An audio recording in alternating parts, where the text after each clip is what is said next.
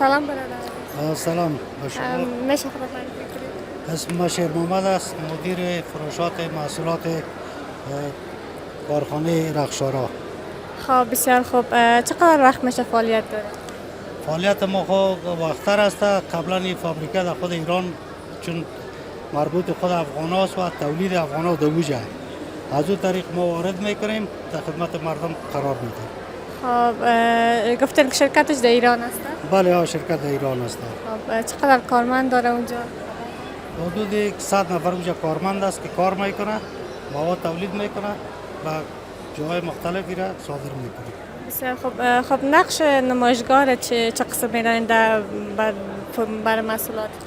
نقش نمایشگاه بسیار مؤثر است چون مردم ما از این نمایشگاه آگاه میشن از محصولات افغانی و خارجی که در وطن ما به فروش میرسه و برای مردم عرضه میشه.